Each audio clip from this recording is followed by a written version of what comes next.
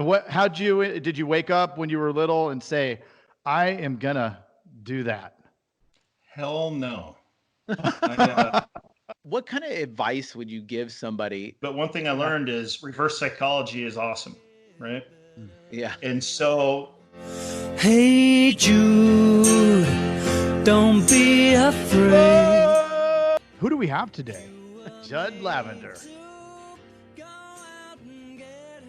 Before we jump into this, first question, what living room am I sitting in? I'm leaving. I just leave the room. Oh. Oh, no. There we go. Buckle up. It's the Insurance Dudes podcast. Before we jump into this, first question, what living room am I sitting in?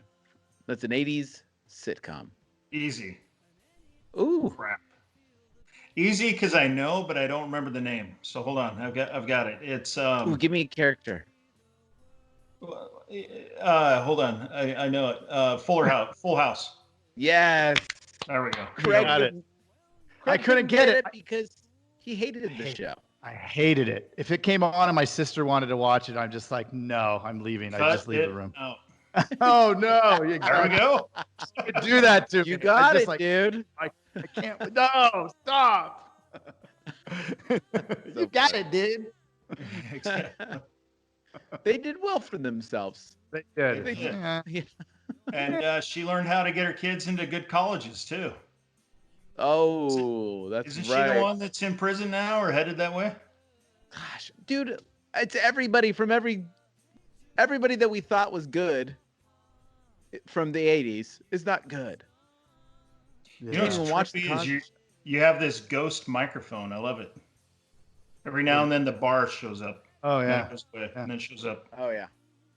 It's trippy. Even little Gary Coleman wasn't good. I Yeah. don't even remember. It's too that bad. one. That's what you talking about, Willis? That's not Gary Coleman. Wasn't it? Yeah. Oh no, that is. Yeah. I think he died, though. If he didn't, then I'm sorry that you. He did. I don't know. Whatever. Let's move past 80s sitcom trivia. Yeah. So you've been a financial in the financial side, financial and life side, with a carrier who will remain nameless for how long now? Going on 16 years. Dang. 16 years. What Then brought you about to- 4 years prior to that. So 20 years in the industry. Wow, awesome. And did you wake up when you were little and say, I am gonna do that? Hell no. I actually, you guys, I tell clients this all the time. It's kind of a fun story, but in college, I was going into finance, but I was working in a dental office as a dental assistant, which made no sense at all. And my wife told me to get a job at the bank. I was a teller at the local bank. There were 19 branches. I was in their home office. The owner of the bank came in one day, looked at me and said, "Why are you a teller?" I was the only male teller in the bank. And 3 hours later, I was promoted to the trust department. Had literally 2 months experience as a teller, and I was doing trusts. And he later faced some scrutiny for saying that. Yeah, there was a study done, and there were no men that were not in management positions, right? And so I just lucked out being a guy. That's really all it came down to. Got promoted, and my job there was trading stocks and bonds for the bank. They taught me how to do it. I loved it, and the rest is history. So not the path I was going to take, but it all worked out that way. Yeah. That's crazy. So 4 years doing that. Why did you end up leaving? So I was only there for about a year. He bragged about paying me a little wage for what I did, right? He knew that he could get good service for nothing. And so I left there to go work for a large outfit that will remain nameless, I guess, and worked there for about 3 years, and then came over to where I'm at now. I wanted to get into more of the individual planning side, helping clients with assets. In fact, when I came to where I'm at today, my goal was to do more of the planning side of it and working with assets. It evolved because I'm with an insurance company. It evolved to life insurance. In fact, when I came over 15 years ago, I think I'd probably only done 2 or 3 life insurance policies. So That's interesting. It's definitely changed. Definitely changed. So coming, like I came from a wirehouse, and so it's interesting because at the wirehouse they'll point fingers at the insurance and say, "Oh, I can't believe people, that it's all overpriced, all these other things." Of course, they're going to say all these things. How was that transition for you? Was it like, oh, I didn't realize that these vehicles can do such amazing things for people? Yeah, it's again, probably the first 2 or 3 years of being here, I did not want to do life insurance, right? It was investments. And my background, I wanted to be a stock jockey. And I really enjoyed the whole investment side of it. It wasn't till 2000, what would that be? 2009, 2008, that when the market corrected, I realized that the benefit I had that my friends did not have is that I also offered other services. I could deal with life insurance, long-term care, disability. So I wasn't just driven by the markets, where a lot of guys, the stock jockeys, really took a step backwards at that time. Yeah. So I had to retool and offer what I was here to offer.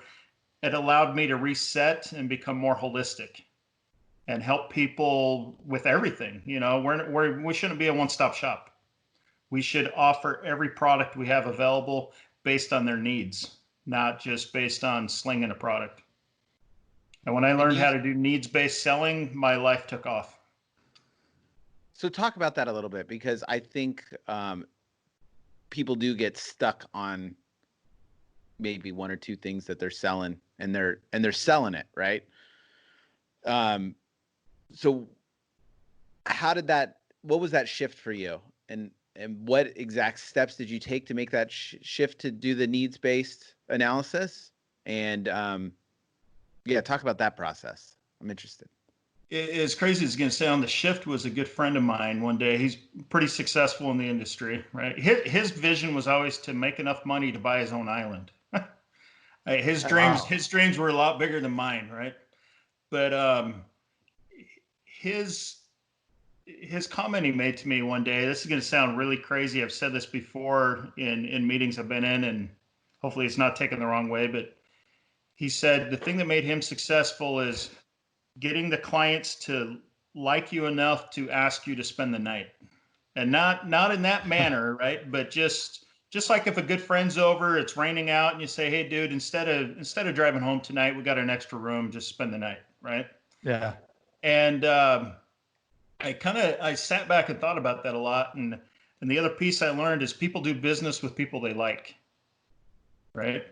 So long story short, I learned to slow down. Instead of walking through a door knowing or thinking I knew what I was going to sell, slinging an insurance product or whatever it be, I went in the door truly wanting to learn about the customer sitting in front of me. And when I slowed down and asked them, "Hey, what can I do to help you? Why am I here?" That's my favorite opening line I use all the time. Why am I here today? If it's on the phone, in person, why am I here? And let the conversation guide me. I never go into a conversation with an end in sight, predetermined that I'm going to do, right? So I don't know walking into a customer if I'm going to write a life insurance policy, if I'm going to do something with assets. But in doing so, I've learned that I can talk about it all because it all goes together. So when I slow down, I ask them, "Why am I here? What do you have? What do you have going for you? Hey, that's awesome. You guys need life insurance. But before we get into that, what assets do you have?" I've been able to uncover more assets in the last 5 years than I ever did in my career by using life insurance. And it's those conversations in life insurance that have led me that way, because I'm slowing down with the customer. I'm truly putting them first and giving the solution to their needs. So you changed up your framework, right? You came with and a I different. don't really have a canned pitch. I was thinking about it last night. I met with a couple that are mind blowing. They own commercial real estate all over the country.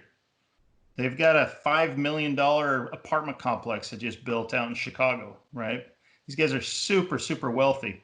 And they want to work with me. And I left there and I thought, why me? You know, you got these big hobnob guys you can go to. And it's because we had fun together.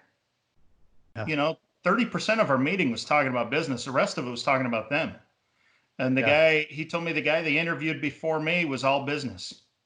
People want to be liked. You're authentic. They want the authenticity, you know. And so through that, learning and having confidence in what you do, it all comes together anyways, you know. But people also smell commission breath. Yeah. You're dying to get that life sell that you haven't had. They know, right? Yeah. Yep. And hard to get works in dating, hard to get works in what we do for life sells. We don't need to be desperate. Right. No, it's so true. I mean, you see that that's just a sales lesson in general, right? Yep. Like you see it all the time. I just talked to some of my agents in our agency, and they're struggling a little bit with some sales, and it's the same thing. I could tell that they're used to getting a lot of sales and now they're not. So now they're in that like almost like more of a desperate kind of mode where they're just trying to sell. They're trying to sell. And it's like, dude, slow down. Like go back to when you were selling a lot and you didn't care about the sale and you were just excited and connected with the person. How much do you think your sales overall, let's take even the last year, are based on the relationship, and how much are based on some sort of closing skill that you have? See, I don't feel like I have a closing skill. I don't feel like I'm a super salesy guy, right? I just like the relationship. In fact, I tell people that all the time when they meet with me, that if you like relationships, you got the right guy. If you don't, sorry. I'm the one that's gonna chill with you and hang out, you know. And you might have to tell me to shut up and get me out of your house. That's cool. But I also don't have people shop me, and I can say that as honestly as can be. I was on a call this morning with one of the agents in my company up in Seattle. I think you guys have actually had him on here before, Jeremy Olson. Mm-hmm. And Jeremy and I were talking, and he gets up in Seattle. He gets a lot of people shopping product. Now on the life side, it's different than property and casualty, but I probably couldn't name more than 10 people in the last 2 years that have shopped me. And I think that's because they're doing business. They're buying me, not the product. And I always lead with me, not the product, right? We're in to have conversation. We're to talk about why they're here today, what they need, what they want. The very, very end, we pitch product. We never lead with product. Right. Well, you find the need. Yeah. If you solve the problem instead of just presenting the answer before you even know what the answer is, I mean, yeah, it's a totally different thing. And I think especially the younger guys will come in and you know, well, I got this annuity. It's like, whoa, well, pump the brakes. You know, back it up here a second. Well, and I've also seen people get a little, and again, to me, it's too salesy, where people come in with, we're going to sell you income replacement. Dude, just tell them you're selling them a freaking life policy. You know, and my producer that works with me is phenomenal at what he does. He's great at closing techniques and all that stuff. And he said it best. He's like, why skirt around it? Why make it sexy? Say it for what it is. If you believe in what you're doing, don't be ashamed of it. I sell life insurance. I help families. I pay death benefits. You know, and I'm a storyteller too. So that's how I sell a lot of stuff, I think, is just, I got someone in front of me. They're going to hear about one of my recent death claims. They're going to hear about something that happened, because people buy on emotion, right? They don't buy it because we tell them to. They buy because they want to. We always present a choice, and they take the choice they want. They make the choice. I'm staring at you guys down there, and my eyes probably look like they're closed. I'm not used to like cameras up here. They're down. So good. You're doing good. I love that. So when did you learn that, like, what, what's your method with storytelling? Like, That's just, for me, it's just natural. That's who I am. I got diarrhea of the mouth, right? I like to gab and talk. But again, that's how I buy. And I guess maybe that's the thing for me is you can put all the detail. I'm not an engineer. We're sales guys for a reason. You can put all the numbers you want in front of me. It doesn't matter. Dude, show me what's the best option. That's all I care about. And why is this the best option? You just, Craig, you just mentioned annuities a minute ago. I did an annuity sell. And I won't go too deep on this, but I was out working with a guy who's a $500,000 case. He's an existing customer. And I started in on, why this product I had made sense for him. And I said, which I do often, I said, actually, this is one that I've used with my own parents. And this is why I used it for my parents. And I tell him how it helped my parents. And I must have said my parents 3 or 4 times. And he goes, dude, obviously it worked for your parents. I said, yeah. He goes, if it's good enough for them, it's good enough for me. Let's sign the paper. It scared me, but it was cool. He's like, if you trust this enough to use with your own family, I'm good. And I said, well, hold on. We haven't even got into the details of this yet. Let's talk a little more. And then, it made me a little nervous how quick things moved, but we got it. I slowed down, went through everything. But people want to know, A, they're not alone. Everyone else is doing what they're doing.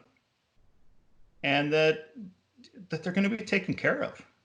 And I think momentum is huge. Momentum in clientele, momentum in sales. My business took off when I started selling larger clients. I remember coming home all excited because I'd get a $50,000 rollover. Now I don't like $50,000 rollovers. I'll do them, but they're not as sexy. In the last 2 days, my last 2 cases, they're not written yet, but they're opportunities. 830,000 yesterday, 880,000 today. I used to dream about days like that, and now they're happening often. And a lot of it is just when you elevate yourself to a new level, that's where you go. You float at that level, right? And so I think that's a lot to it too. With momentum, just like basketball, I might be a fat little kid now, but I once played basketball as a point guard. And the reason why we have momentum is when we're cooking, man, we get loose. Yeah. And you got to stay loose to hit your shots. And it's the same thing with our business. When we're tight, as you said earlier, Jason, people can sense it. They smell the commission breath. Yeah. And you either got to fake it at that time or overcome it. So people sense momentum. Yeah. You've got to shift that focus right to them. It's like if there's any swing thought in your mind, it's that, right? Like, hey, it can't be about me going into this conversation. Well, and then on top of that too, when you're having success, the worst thing you can do is go paint the house, right? It's what one of my old managers used to always tell us. You get a big case, don't paint the house, get the next case. That is when momentum's working in your favor, right? Right. Your feet are already moving on the treadmill. Don't stop and fall on your face. You keep going. Run faster. Run faster. That's what I say to my PNC staff. When they get a big multi-line or whatever, I'll go, you know what the best thing to do after you have a big sale? What? Do another one. And just got to keep pushing because you're hot, right? You don't stop shooting the ball when you're hot. Got to keep going because they have the confidence. And that's a huge thing too. Especially for somebody jumping into this industry that may not have the confidence. If you don't feel confident, you got to act confident. Fake it till you make it, man. That's why the phrase exists. Yeah. What about go for the no? So go for the no is silly.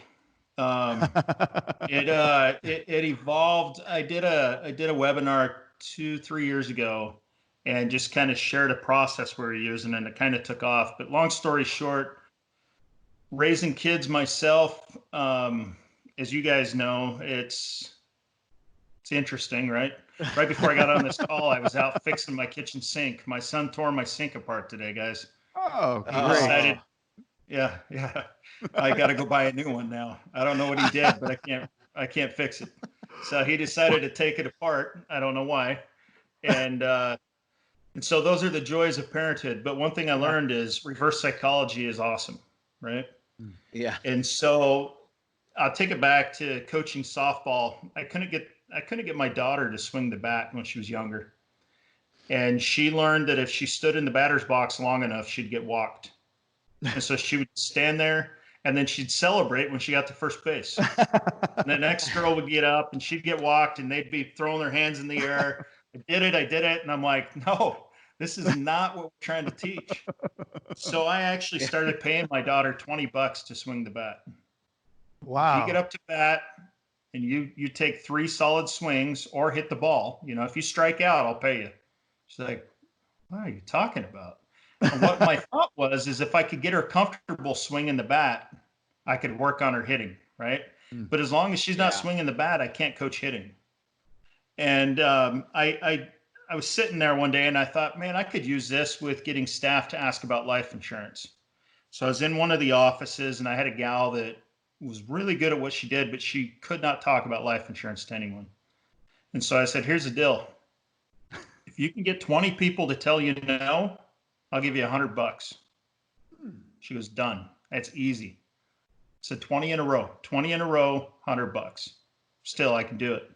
She never did it. She couldn't do it. So she took the challenge and I gave her my script that I wanted her to use. And lo and behold, she would get 5, 6, 7, 8 no's, 2 yeses, 3 no's, a yes, 3 yeses in a row. Right. And what I was using there is A, getting her to swing the bat so I could coach her a little bit. But B, I wanted her to see you ask enough people, I don't care how dumb you are, someone's going to say yes. Right. Right. Yeah. You can sound like the biggest idiot on the phone. And if you hit the timing right, and I'll take that right back to softball, my same daughter that same year, no real coaching involved. We're in the all-star games for Little League softball. She swings the bat so she can get her $20, hits a ball over the fence. She hit her first run off of my $20 challenge because it was the perfect pitch. Yeah. Perfect pitch, perfect swing, just connected at the right time, right? Of course, fences are closer at that age, but she got her home run. And it's the same thing. I see staff take our challenge and say, hey, 20 no's. That's all I'm asking for. Get me 20 no's. Prove me that it's going to happen.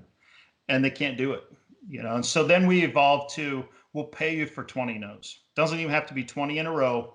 You get 20 no's. I've got offices that'll pay $20 for 20 no's, $100 for 20 no's. In my wife's agency, she's got a PNC agency. She does, I think it's $50 for 20 no's right now. And, we had a situation not too long ago where they were at 13 yeses and 7 no's.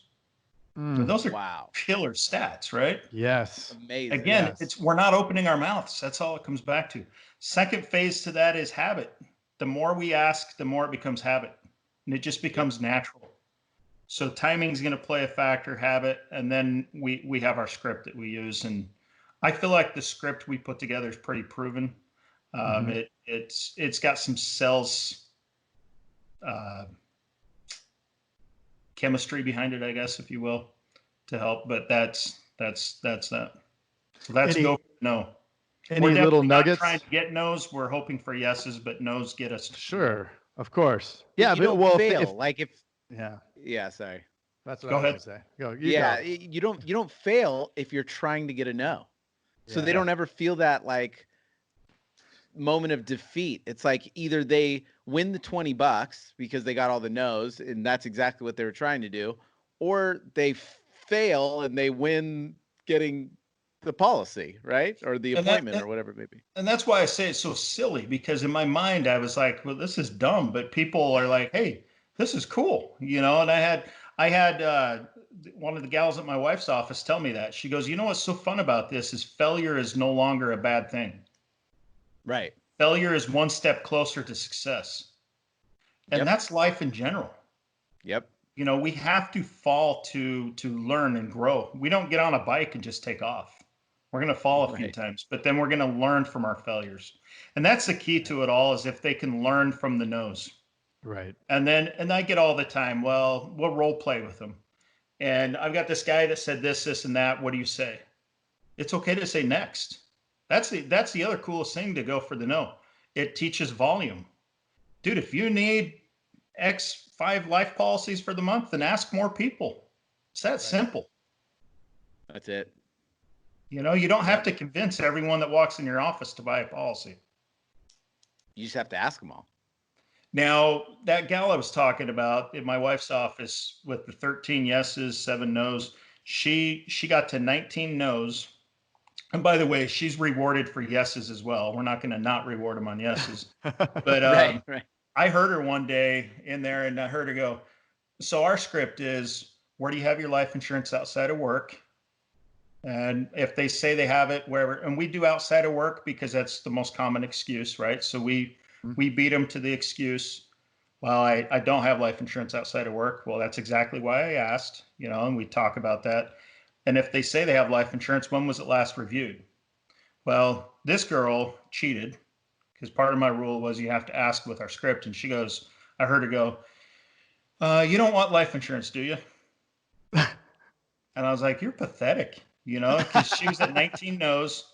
And then the next thing I hear was, okay, well, we have a guy here in the office and his name is Judd. Is Tuesday or Thursday better for you? Right? She is trying to get a no and get a yes. She could. Again, Yeah. sales 101, just open your mouth. Yes. Right. That's all it is. And that's why you guys are successful at what you do is you're not afraid to talk to people. Yeah. You know, and that's the problem is we forget to ask. And so my idea again is if I can get them doing 20 no's, 20 yes, 20 ask, whatever it be, eventually, just like the 7 habits of highly effective people, we build that habit of asking. It just becomes what we do. Yeah. And timing is key. You know, if you ask someone about life insurance a week after their buddy died, you're going to sell a policy. I don't even care what your rates are. You're going to sell a policy. Timing. You And only fail if you don't do anything, right? The answer is Then you're always guaranteed no to fail. don't ask, right? Yep. Yeah. That's what I was Right. taught years ago is the answer is no if you don't ask. Because you Yeah. can't get a yes without asking. So Yeah. true. What were you going to say, Craig? Now it's bad timing. Now it's bad timing, but I was afraid on one interview going into Garrett White, Wake Up Warrior. That was a little scary. Yeah. It was intense. And Judd, of course. You know, that's the other cool part to all of this, though, is those experiences like you had is what builds our success, right? Yep. Yeah. Because then you can go and you're like, so one of my policies, I won't say who, you can probably figure this out, but one of the life policies I wrote 7 or 8 years ago, 4th of July weekend, is a Hall of Fame NBA player from the Portland Trailblazers, right? There's only one, or maybe 2, I guess. But he actually called the office looking for life insurance. Wow. He was living in Texas at the time, and he was home for the weekend visiting up here. And he had some of his business with a local office. And they called me up and said, I got a referral for you, but brace yourself. You know, and then they told me who it was. I was scared out of my mind. And I got the dude's phone number on my cell phone to this day because he'll call randomly and ask for stuff on his policy or whatever. Yeah. And coolest guy ever. You know, they're no different than we are. Right. And they do business because we treat them like us. Yeah. Yeah. Right. You know, We had sorry, go ahead, man. Oh, you're good.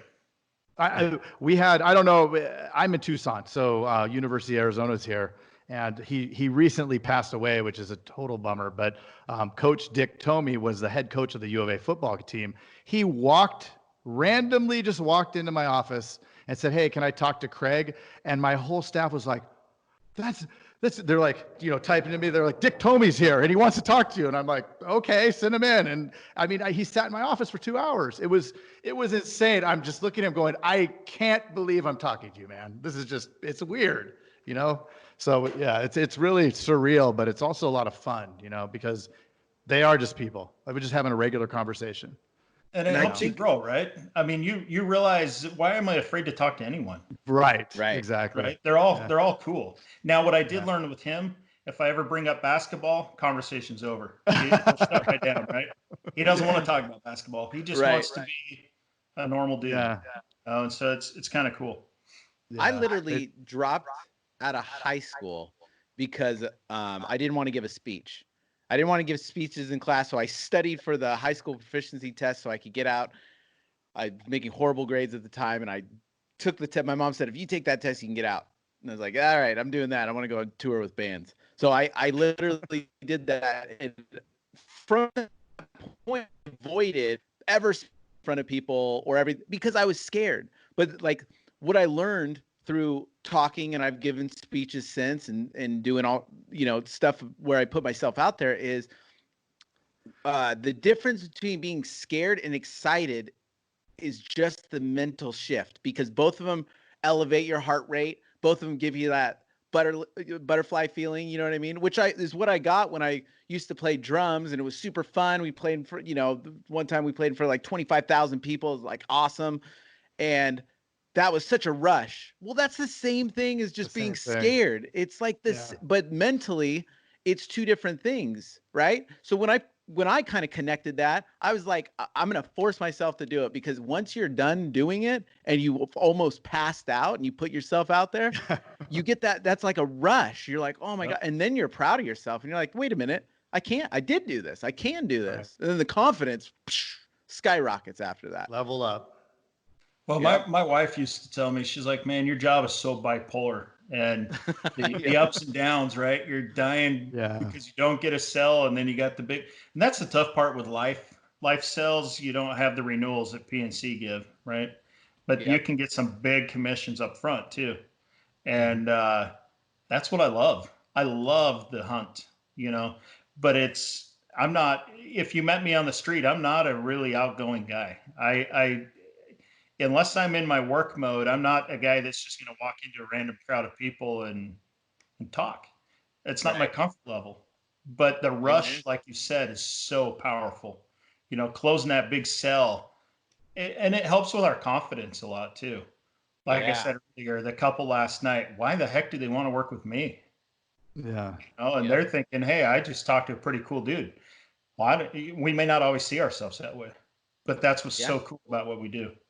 And because you went after the needs, they probably thought, man, I didn't know all this stuff. I can't believe. Did you, they probably had that conversation. I'm so glad he told us that. Like, that's something I didn't know. Like the power of information. I think people don't get the power of information, right? Books, like who are the people, the thought leaders of our world, right? They usually write a book. You know what I mean? It's all about information, aggregating information, putting it out there. Those are the people that are the most powerful, right? It's all being able to if you can give people information and open up their mind to something that they didn't think about before, that's a huge thing. You can alter people's lives. Yep. It could be as simple. It doesn't have to be life insurance. It doesn't even have to be insurance. Just anything. Help people. Yeah.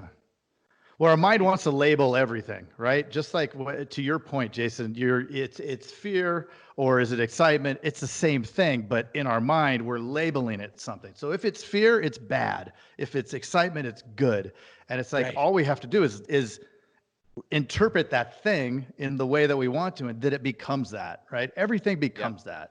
If I was like with going into Garrett, I should be pumped, like psych myself up, not like, oh man, I'm so, and then start doubting yourself, which happens. But it's just really cool how powerful you can make this thing operate. And I think that's the fun with the go for the no concept. First off, I gotta preface something. I didn't realize there was a book called Go for No when we started the promotion, because so I felt bad, but it's a similar concept. But the whole idea there is, again, no's and yeses, how we react to them. No's aren't always a bad thing, right. And when we understand that, it helps with sales. Just because someone said no, and we hear that all the time in sales coaching. Someone tells us no, that just means not right now. Yeah. And I'm not ready yet, or you haven't excited me enough to say yes. I don't even know why I would tell you yes. So when we can learn that rejection is okay, it doesn't allow the momentum and the mojo to crush and die. In fact, if we do it right, it fuels the momentum.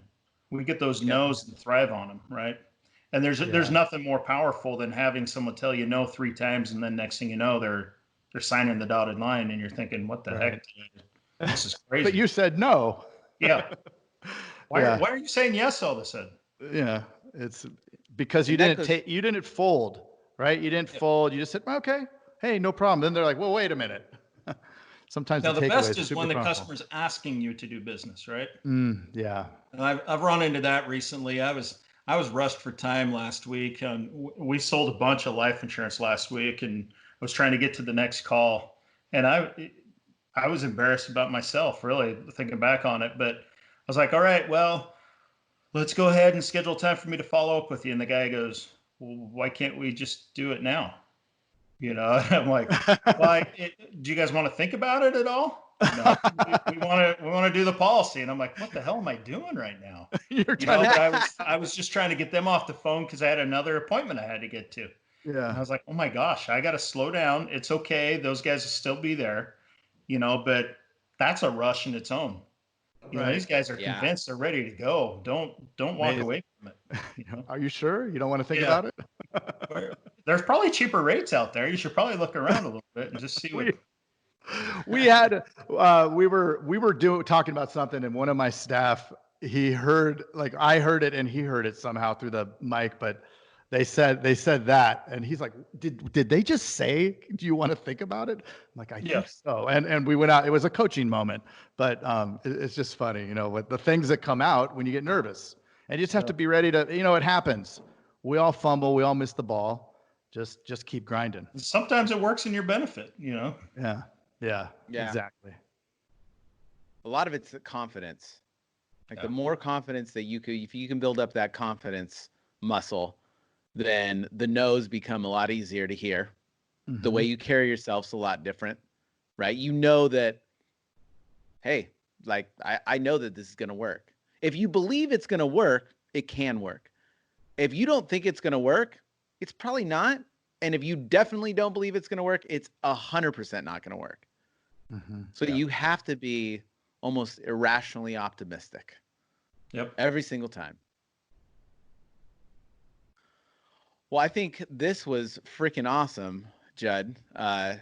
What we always ask everybody on the last question, and I think this question gets more interesting as the year gets more and more interesting. But with everything, what kind of advice would you give somebody from a life insurance salesman and other services? But from that side of it, what would somebody coming into that side of the industry, what a piece of advice would be your number one piece of advice that you give them? The best advice, well, 2 things. I already said one is people do business with people they like. Slow down. Don't get too pitchy. Truly care about the person in front of you. People sense if you're genuine or not, and they sense your commission breath, right? And the second part, the best advice I probably ever got is work as though every day is December 31st. We crush at the end of the year. We cram it out. And I had a good buddy of mine years ago tell me when I was doing sales back before, he said, if you just can act like today's your last day to hit your quota, every day you go with that same mindset and that same drive, you'll hit it. And I think anyone coming in, if we were all as hungry today as we were when we started, we'd be so much more successful than we are. Yeah. I'm as guilty as anyone. I'm not going to lie. I enjoy relaxing. Yeah. Right. You don't get fat by not trying, right? There's the effort made on my part to not do anything. And so I need to get that momentum again and just stay with it. But that would be my advice to anyone fresh is don't give up. Yeah. And I think for anyone in our industry, the one thing I heard, and I believe it to be true, is the first 2 years are really tough. Some reason, and it happened with me, that 2 to 3 year mark, things click. And I think your pipeline is filled up.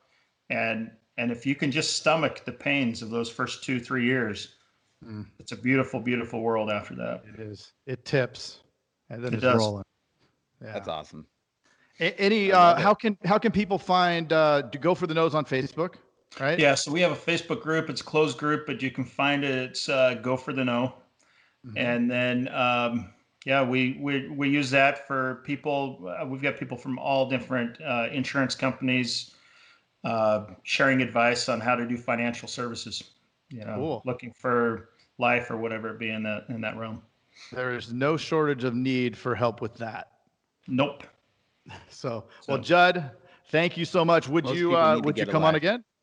I would love to. Love to. Yeah. You guys have been great, That'd be man. awesome. I just can't get Good, over that thank you. backdrop over there with the.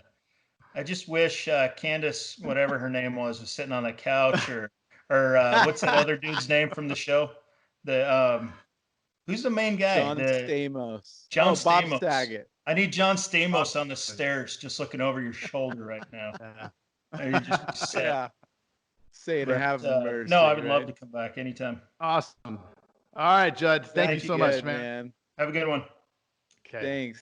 Hey, you've got to check out the Insurance Dudes Inner Circle coming soon, where you get extended interviews as well as live coffee talks in our private Facebook group. Join the mailing list today at theinsurancedudespodcast.com. Hey, thanks for checking out the Insurance Dudes. Hey, please subscribe. We got some really great stuff coming out.